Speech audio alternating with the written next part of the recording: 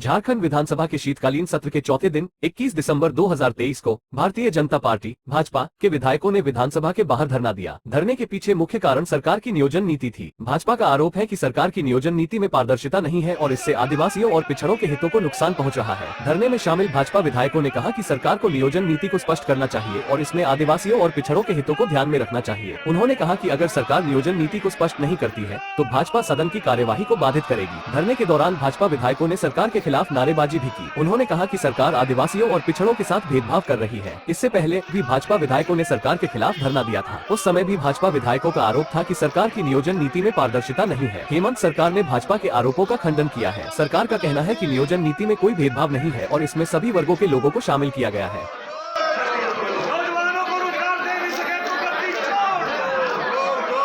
कोई काम नहीं जो सरकार नियोजन है यहाँ के बेरोजगारों के लिए कैसे रोजगार बना हुआ है। ये सिर्फ और सिर्फ झारखंड मुक्ति मोर्चा सरकार बनने के बाद झारखंड को लूटने का काम किया। जिस तरह 1992 में सोरेन ने झारखंड को बेचने का काम किया था, इसको मौका मिला तो झारखंड को लूटने का काम किया जा रहा है। इनका असली चेहरा और चरित्र इनके पिता का भी और इनका भी देख चुका है। आने वाला लोकसभा और विधानसभा चुनाव में इसका ईंट का जवाब पत्थर से दिया जाएगा।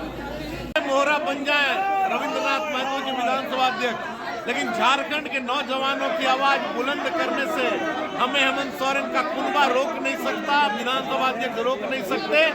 और झारखंड के जो लाखों नौजवान आज सड़क पर है, मैं उनके साथ खड़ा हूं और तब तक साथ खड़ा रहूंगा जब तक इस सरकार को उखाड़ कर और हिंद महासागर में डुबो नहीं दूंगा, तब तक झारखंड के नौजवानों के साथ खड़ा हूं।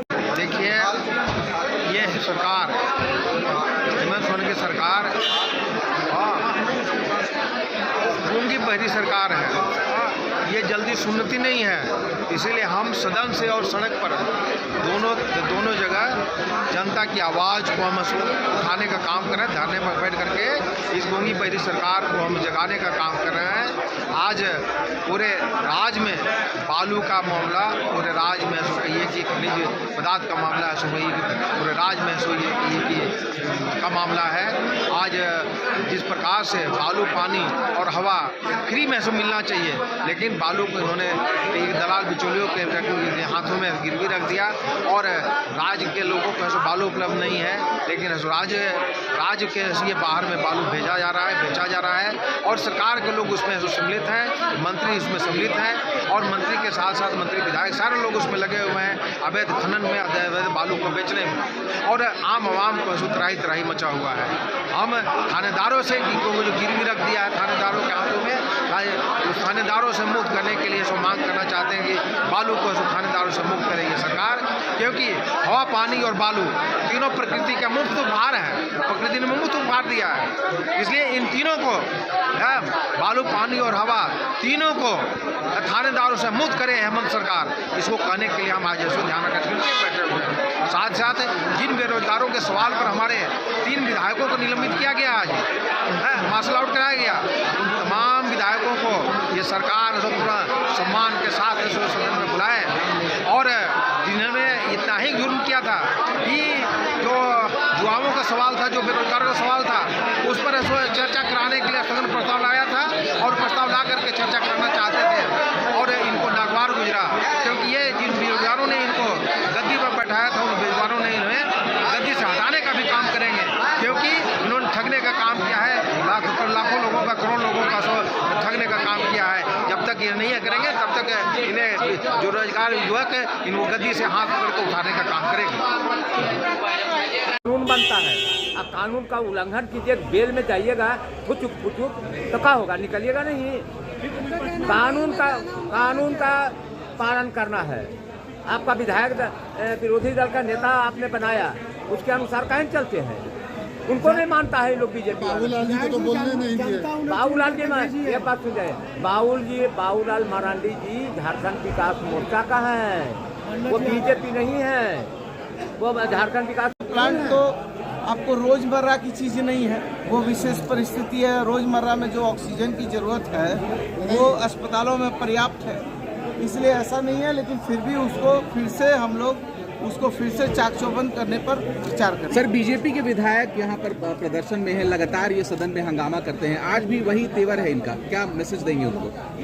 नहीं, निश्चित तौर पर ये लोकतंत्र का पवित्र मंदिर है, इसमें हर आदमी को अपनी अभिव्यक्ति की आज़ादी है, लेकिन अभिव्यक्ति की आज़ादी इसकी गरिमा के विरुद्ध नहीं हो, सदन की मान्यता और मर्यादा के विरुद्ध नहीं हो, और सदन के अंदर जो बात को रखनी है मजबूती से उस बात को रखना चाहिए। लेकिन ये सदन में मजबूती से अपनी बात नहीं रखकर नाटक नौटंकी करके इसको हास्यास्पद माहौल बनाने का काम करते हैं, जो ये गंभीर विषय है। धन्यवाद। 1932 से फिर पास हुआ है। आप देखिए, ये झारखंड आंदोलन का आत्मा, इस आवाज, यहाँ का आदिवासी मूलवासी का हित जो समझते हैं, शुभ चिंतक है, तो आदिवासी ये 32 का खतन का आधारित पर जो हम लोग दोबारा हम लोग भेज दिया है कि यही से स्थानीय नीति यही परिभाषित हो, तो उसमें टिप्पण टिप्पण नहीं होना चाहिए। अगर आदिवासी मूलवासी का दर्द अगर समझते हैं, आज यदि उनको नहीं समझते हैं तो कुछ भी बोलने का। बीजेपी क्यों नहीं भरोसा कर रही है कि बीजेपी का भाई आदिवासी का मूलवासी का हित में कभी रहा है? ये तो झारखंड के जगह भी दूसरा नाम का वो तो लाने का काम किया था। बाबूलाल जी भी नाराज है, कह रहे हैं कि जनता को भरमाने की कोशिश है। कौन चीज क्या भरमाने? स्पष्ट बोलना चाहिए ना। कैबिनेट से कर देते हैं, राजभवन भेज। आप ये स्पष्ट तरीका सदन के नेता मुख्यमंत्री ने पढ़ के सुना दिया, कहीं वहाँ तो किंतु परंतु नहीं है। सारा चीज को इस पर आईना की तरह रख दिया गया। जो आईना में हम लोग जिस तरह से चेहरा देखते हैं, कहाँ हमारा कुछ कमी है या बेसी है, उसका बाद कौन सा लिया उनका तकलीफ हो गया। आदिवासी मूलवासी का दर्द है, जिसका 1932 का खतियान का समर्थन है। बाबूलाल को बोलने क्यों नहीं दिया जा रहा है? कौन बोलता है बोलने नहीं दिया? बाबूलाल आपको पता है कि नहीं संसदीय प्रणाली में कैसे होता है संसद चलाना? हाउस चलाना स्पीकर के ऊपर में है।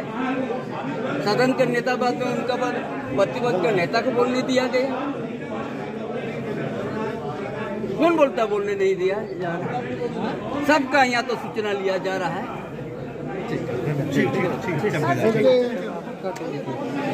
तो बोल के गए थे कि गवर्नर हाउस में ये हो जाएगा, बीजेपी ये कर देगा। आप तो कह रहे थे हम रोजगार देंगे, रोजगार के नाम पे 11,000 4 साल में वादा 1 लाख का, और आप बीजेपी पे ठोक ठोक के बसते रहिएगा। कैसे चलेगा ये? मैं ये कह रहा हूँ, आप तो वरीय आप पत्रकार हैं और आप बीजेपी के तरह सवाल मत कीजिए। है बीजेपी अब ये अच्छा है। बीजेपी से पूछो तो कांग्रेस की तरह, कांग्रेस से पूछो तो बीजेपी की तरह। आप बताइए, अगर 2 साल कोरोना चला गया, हम लोग लगातार प्रयास कर रहे हैं। मुख्यमंत्री जी 1 साल पहले लाए थे, 1 साल के बाद वापस किया गया, फिर से दोबारा हम लोग भेज रहे हैं। तो हमको झारखंड का सेंटिमेंट देखना है, झारखंड का हक देखना है, झारखंड के युवाओं का भविष्य देखना है। और आप बार बार क्वेरी क्यों कर रहे हो? आप लेट लतीफ क्यों कर रहे हो? आप वापस क्यों कर रहे हो? क्या आप लोगों ने पूछा उनसे? राजभवन का ये कहना है कि संविधान की भावना बड़ी होगी, सदन की भावना बड़ी नहीं होगी। देश संविधान से चलेगा, भावनाओं से नहीं चलेगा। इरफान जी के हम लोग क्या संविधान तोड़ने वाले से नहीं? और ये टूट रहा है, स्थानीय नियोजन नीति से टूट रहा है। देखिए निश्चित तौर पर हम लोग हम लोग हर वो काम करेंगे जो झारखंड के हित में होगा। हमारे माननीय मुख्यमंत्री जी वही काम करेंगे जो झारखंड के सेंटिमेंट में होगा। और मैं ये कहना चाहता हूँ, झारखंड लिए हैं गुरुजी और फुरकान अंसारी ने, तो हम लोगों की चिंता झारखंडियों की है। ये बाहर के लोग हमको बताएंगे क्या क्या करना है, नहीं करना है। भानु जी कह रहे हैं युवाओं की चिंता है तो इस्तीफा दे दीजिए, बस वही काफी होगा। और का नाम अब जो झारखंड को लूट लिया, बाहर के लोग झारखंड को लूट लिया, स्वास्थ्य का पैसा लूट लिया, दवाई का पैसा लूट लिया, घोटाला का आरोपी है, जेल जा चुका है। केस भानु ज्यादा दिया। अरे भाई मुख्यमंत्री प्राइवेट जॉब, मैं कह रहा हूँ कि दीनदयाल उपाध्याय कला कौशल केंद्र के माध्यम से ITI कॉलेज में जो कई ट्रेड की पढ़ाई, मेरे विधानसभा क्षेत्र के अंदर भी ढाका में ITI कॉलेज हमने बनवाया है। वहाँ भी 4 ट्रेड की पढ़ाई हो रही है, चाहे वो सोलर टेक्नीशियन हो, चाहे वो इलेक्ट्रीशियन हो, चाहे वो फार्मासिस्ट हो, उनकी पढ़ाई हो रही है। तो कई आपका जो है सो प्राइवेट कंपनियों के साथ में टाइप है, तो जब लड़के 4 साल का 6 महीना का ट्रेनिंग करते हैं, उनको कुछ को जॉब मिल जाता है, कुछ को अपना प्राइवेट जॉब कर रहे हैं। इसका ड्यूटी पर देने से क्या हो सकता है? नौकरी हो गई। सरकारी नौकरी इन्होंने कितना दिया, ये मुख्यमंत्री ने पूछना चाहता हूँ। अच्छा, ये जो मुर्गी पालो, बकरी पालो, सुअर पालो वाली मुख्यमंत्री जो बोल रहे हैं, ये मुख्यमंत्री जी को बयान देने की जरूरत नहीं है। हमारे राज्य के किसान खुद बकरी पालन करते हैं, मुर्गी पालन करते हैं, गो पालन करते हैं, अल्टरनेटिव खेती करते हैं। ये कोई मुख्यमंत्री जी का धर्मोकंपा नहीं है। मुख्यमंत्री जी रोजगार कितना दिए, इस पर हमको बात करना चाहिए। मुख्यमंत्री जी को बकरी पालन और सुअर पालन, गो पालन के लिए उपदेश देने की जरूरत नहीं है। किसान को खुद पता है, किसान खुद से यहाँ से हमारे देश के किसान, इस राज्य के किसान शुरू से गो पालन में या बकरी पालन, मुर्गी पालन करते हैं और अपने पैर पर खड़े हैं। मुख्यमंत्री का धर्मोकंपा नहीं, मुख्यमंत्री रोजगार कितना दिया उस पर उनको बात करनी चाहिए। ठीक है। इस सरकार को अपना मनसा पूरा करने खातिर चला रही है और पब्लिक के ठगने के काम कर रही है। युवाओं का रोजगार नहीं दे रही है, खाली झूठे वादा कर करके आज 4 साल हो गया, लेकिन अभी तक युवाओं के रोजगार नहीं दिया है, न वैकेंसी निकाला है। आज युवा रोड पर चल रहे हैं, लेकिन अभी तक सरकार कुछ कर नहीं रही है, भटक रहे हैं। इस सरकार में खाली अपना मकसद पूरा कर रही है। पोजीशन का कहना है कि 18 साल सरकार तो आपकी भी चली था, आपके युवा को कितना रोजगार दिया? 18 साल में हम लोग का सरकार चली है। आप लोग देख सकते हैं कि जब हमारी सरकार कितना के रोजगार मिला है, और अगर अभी भी बनेगा तो युवा के आने वाला पीढ़ी को बीजेपी का सरकार बनेगा तो वो जरूर रोजगार देगी। 85 को लागू कर रहे हैं, 25 को लागू निंदा करते हैं और ये सरकार इनको कहे कि इतने मतलब असंवेदनशील सरकार है, इसका खमियाजा आने वाले समय में भुगतना पड़ेगा। ये लोग अपने डिमांड को लेकर के जो बरसों से कार्यरत थे, वो अपने नियमितीकरण के लिए, अपने ये के लिए मानदेय के लिए मांग कर रहे थे और ये शांतिपूर्ण तरीके से मांग कर रहे थे। हम लोग ये दोपहर में जाकर के उनको हम लोगों ने देखा था, समर्थन किया था। इसके बाद में अचानक ये पानी का बौछार करना, लाठीचार्ज करना, ये किसी कीमत पर ये उचित नहीं था। इसकी जितनी निंदा की जाए उसको कम है और ये सरकार को इसका खमियाजा खूब भुगतना पड़ेगा और सारे लोगों का ये गुस्से में है। आज बेरोजगारों को जो इन्होंने कहा था कि हम बेरोजगारी भत्ता दें, तो ये बेरोजगारी भत्ता और 5 लाख का नौकरी देने का वादा तो फुल हो ही गया। अब ये अगर ये वर्षों से कार्यरत हैं, इनकी जवानी खत्म हो रही है, कितने लोग मर चुके, तो इनको ऐसा निश्चित रूप से इनका ऐसा मांग को पूरा करना चाहिए था, संवेदनशीलता के साथ ऐसा पूरा करना चाहिए था। लेकिन उसके बदले में लाठी गोली बरसा रहे हैं, तो ये लाठी गोली की सरकार ज़्यादा दिन चलने वाली है, ये अंतिम समय होने वाला है। हाँ नहीं, इन्होंने कहा था जब सरकार बना रहे थे ये, तो इन्होंने ऐसा ये स्वयंसेवकों को बुला कर इन्होंने कहा था कि हमें ऐसा आप मौका दीजिए, हम ऐसा आपको सेवा को नियमित करेंगे, हम आपको ये करेंगे, आपका मानदेय बढ़ाएंगे, मानदेय देंगे, नियमित करेंगे। लेकिन उसके बदले में लाठीचार्ज मिला, तो इसका खमियाजा इनको भुगतना पड़ेगा। काफी लोगों को चोट लगी, काफी चोट लगी है। वही जा रहे हैं हम देखने के लिए, अभी फोन आया था, वही जा निकले हुए हैं। सत्ता पक्ष के लोग कह रहे हैं कि पीएम आवास के लिए रखा गया था। अरे पीएम आवास कहाँ, इनको तो कि पंचायत में इनको सहयोग करने के लिए रखा गया था। पीएम आवास क्या, पीएम आवास है पीएम आवास से रखा गया था, तो क्या पीएम आवास बंद हो गया क्या? इनको तो मिलना चाहिए था उनको। वो तो कह रहे कि बंद हो गया। नहीं, जिस यहाँ पर चुनाव लड़ रहे थे, तो क्या उनको क्या आश्वासन दिए थे इन्होंने, क्या अपने घोषणा पत्र में दिया था? इनके लिए तो इनका घोषणा पत्र में था ना कि आपको मानदेय देंगे, बढ़ाएंगे, मानदेय देंगे, इनको नियमितीकरण करेंगे। तो ये सारा वादा भूल गए। अब आज लाठीचार्ज कर रहे हैं। जितनी बहनें आई हुई थी, जितने महिलाएं हुई थी, विशेषकर पलामू से ऐसा समझते हजारों की संख्या में थे, उन लोगों को चोट लगी है। मैं देखने जा रहा हूँ और ऐसा उनको इनका खमियाजा निश्चित रूप से सरकार को भुगतना पड़ेगा। नीचे को मिलना चाहिए। हम लोग न्याय के लिए आंदोलन कर रहे हैं और उसके साथ कुछ अन्याय हुआ था तो सरकार विचार करती। लेकिन भोक्ता जी लाठीचार्ज हुई है यहाँ। हमें एकदम तुषार को देख फट गया। बाइस को थोड़ा सा नीचे पीछे कर दीजिए। नीचे देखते इसमें क्या है, उसके बाद थाने में खोजी बात करते हैं और जो रास्ता निकलेगा निकालेगा। 200 दिन हो चुका है उनके धरना को। धरना को 12 महीना दे सकता है, लेकिन जो संसदीय लोग है वही नहीं। वही उन लोगों को रखा गया था प्रधानमंत्री आवास को बनवाने के लिए। अब बहाली किया था पूर्ववर्ती सरकार में, अब प्रधानमंत्री आवास खुद रोक दिया गया। और उसके बाद भी सरकार विचार कर रही है कि उन लोगों को कहीं न कहीं समायोजित कोई निर्णय निकालेंगे उन पर कुछ? बीच का रास्ता बिल्कुल रास्ता निकल रहा है। जब सबका निकल रहा है तो उन लोग भी निकले। क्या लाठी से? लाठी बोले पॉलिटिक्स में होता है। मैं आप लोगों के समक्ष आई हूँ। पहला विषय महगामा से संबंधित है। आज मेरा गैर सरकारी संकल्प महगामा में डिग्री कॉलेज की शुरुआत को लेकर के था। मैं बताना चाहूँगी कि राज्य सरकार ने अपने तरफ से उस भवन को पूर्ण करके यूनिवर्सिटी को 6 महीने पहले ही उसकी चिट्ठी भेज दी थी और हम लोग तब से इंतज़ार कर रहे हैं कि यूनिवर्सिटी उसको जांच के उपरांत अपने पास हस्तांतरण करे और बच्चों की वहाँ पढ़ाई शुरू हो सके। लेकिन सिर्फ महगामा ही नहीं, ऐसे अन्य और 22 कॉलेजेस हैं जो इस बात के इंतज़ार में हैं कि कब यूनिवर्सिटी अपनी कार्रवाई करेगी। यूनिवर्सिटी के आगे नहीं बढ़ने का एक बहुत बड़ा कारण है कि वहाँ वीसी की नियुक्ति जो राजभवन से के माध्यम से होती है वो उसके इंतज़ार में है। तो ये एक बहुत गंभीर विषय हमारे लिए था।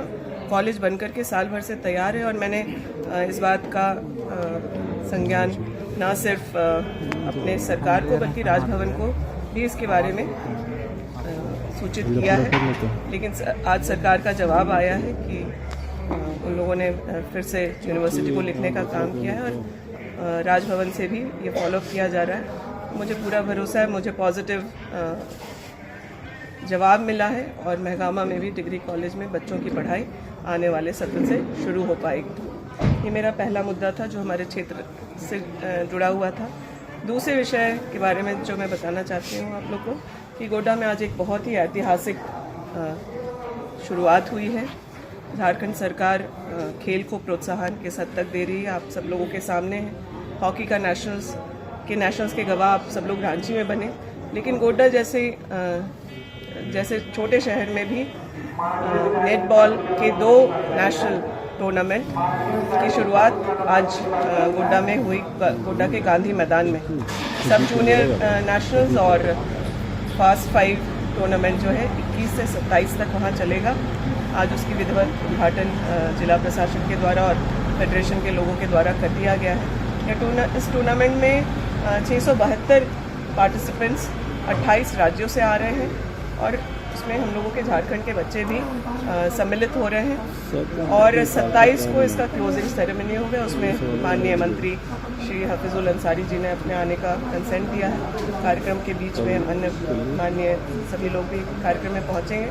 मेरा आप लोगों से यही निवेदन है कि नेटबॉल एक ऐसा गेम है जिसके बारे में बहुत जानकारी और अवेयरनेस नहीं है, लेकिन इस गेम को गोड्डा में खिलाते हुए जो खास करके जो अभी कोच रेफरी बनकर के भी नेशनल गेम्स में जाती हैं, मोनालिसा पहाड़िया, वो एक प्रिमिटिव ट्राइब से आती हैं और उनके और भी खिलाड़ी जो वहाँ और रेफरी बनकर के जो गोवा के नेशनल गेम्स में भी गए, गुंजन झा जी हैं। इन बच्चों ने बहुत मेहनत करके इस खेल को राज्य में इस मुकाम तक पहुँचाया है और एक बहुत प्रोत्साहित करने वाला रिस्पॉन्स गोड्डा के गांधी मैदान में खिलाड़ियों को मिला है। मुझे पूरा भरोसा है कि आप लोग उसको प्रॉपर कवरेज भी देंगे और आप लोग आकर के उस खेल में हिस्सा बने, इसके लिए मैं आप लोगों को निमंत्रित भी करूँगी। बहुत बहुत धन्यवाद। दीपिका जी, आप लोगों ने पंचायत सचिवालय से पिछली रात बातचीत की और आज उनके ऊपर लाठीचार्ज हुआ है। देखिए, आप लोग जानते हैं कि पंचायत सचिवालय के लोगों को मंत्री जी के साथ कल वार्ता हुई और हम लोग मुझे और जेएमएम की तरफ से सुदेवी सोनल जी को अधिकृत किया गया था कि हम लोग आज जाकर के उनके आंदोलन को तुड़वाएं और हम लोग यहाँ निकले भी थे। आप में से कुछ प्रेस के साथी उस बात के गवाह हैं। तब तक इस तरह की सूचना हमें मीडिया के माध्यम से मिली, किस परिस्थिति में हुई है मैंने मंत्री जी को अवगत कराया है।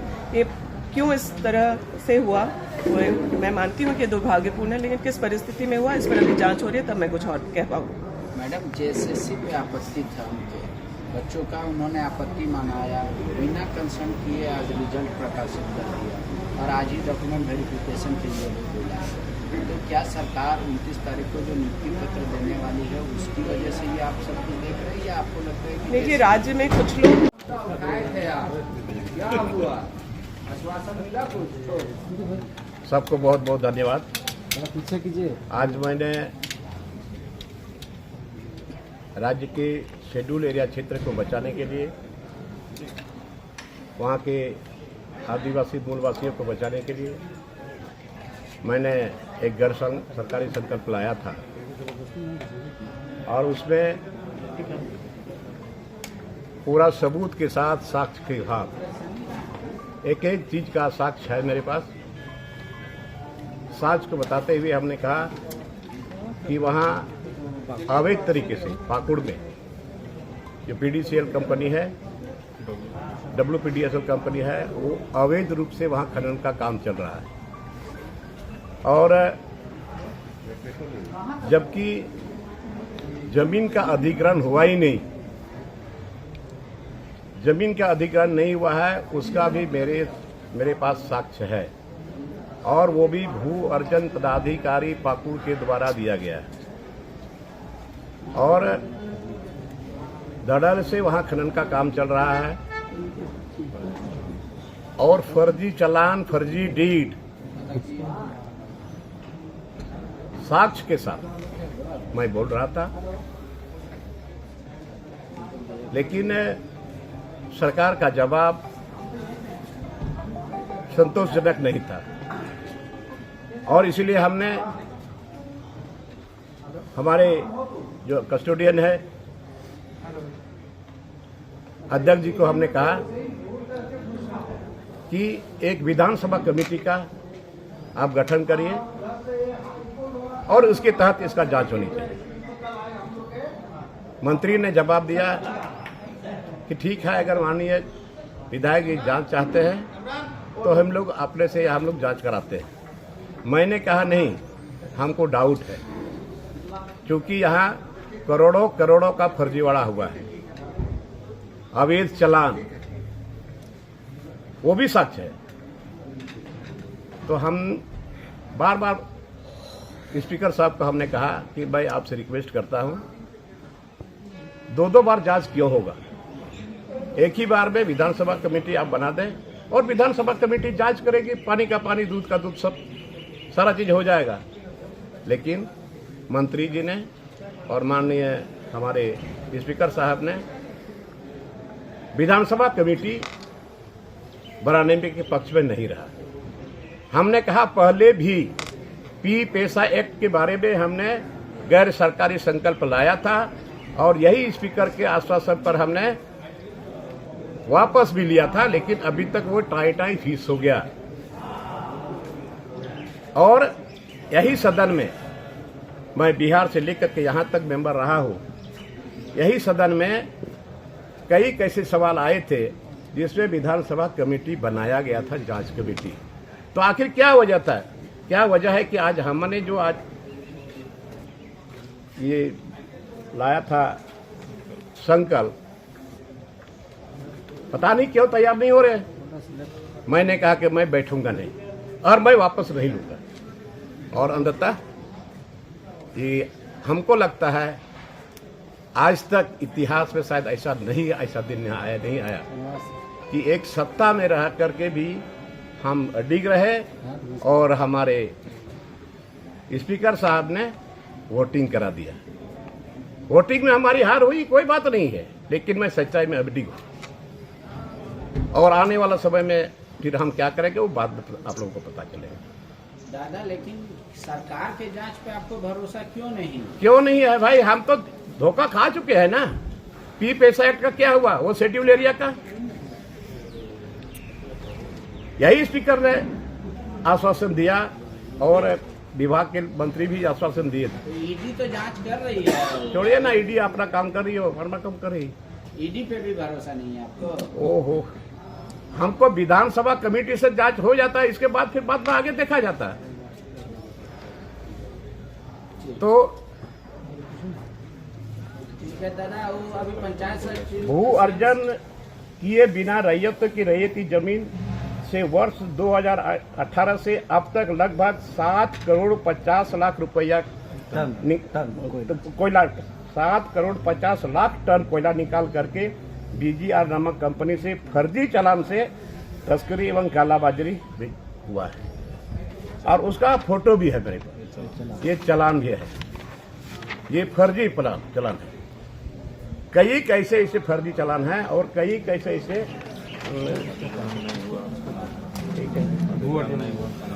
ये अधिग्रहण का, ये सरकारी चिट्ठी है, ये सरकारी चिट्ठी है। उन्होंने स्पष्ट लिखा है कि अधिग्रहण नहीं हुआ है नॉन सेलेबल जमीन का, और नॉन सेलेबल जमीन का ये डीड है,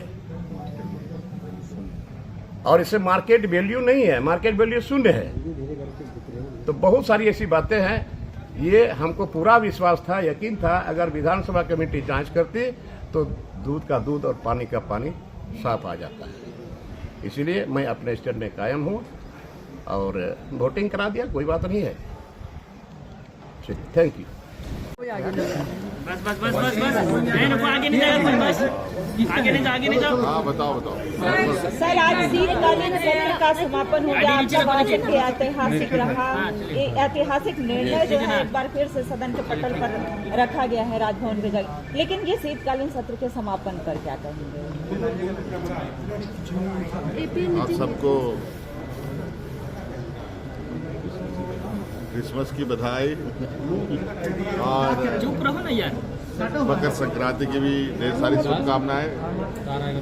अब हम लोग का स्कूल बंद हो गया, अब हम लोग भी जा रहे हैं त्यौहार मनाने नए साल का, और जनता के बीच में उनकी खुशियों में शरीक होने के लिए, उनके साथ हम लोग अब चंद समय बिताएंगे। सर 29 दिसंबर को क्या क्या गिफ्ट मिलने वाला है सर झारखंड को? 4 वर्ष का कार्यकाल पूरा हो थोड़ा सा रखो तो उसका इंतजार करो, अभी सब बता देंगे तो सर थोड़ा सा तो बता दीजिए। मजा नहीं आएगा, तुम लोग तो अपना टीआरपी में अब ये करने खुलते हो ना, हम लोग का भी टीआरपी है। सर, अबुआ आवास योजना, सरकार की कई ऐसी योजनाएं जो है वो नहीं लाई गई हैं, चाहे मुख्यमंत्री ग्राम गाड़ी योजना की बात करें, अबुआ आवास योजना की ये बात तो करें। आ चुकी है, आने वाला का इंतजार कीजिए, ये आ चुकी है। आपने आज कहा कि सभी गरीबों को आवास मिलेगा आने वाले दिन। अभी बहुत कुछ होगा, अभी तो शुरुआत है ये। अब देखिए, अभी आप लोग शायद गिनती भूल जाएंगे, इतनी चीजें अभी लोगों को मिलेंगी। सर एक एक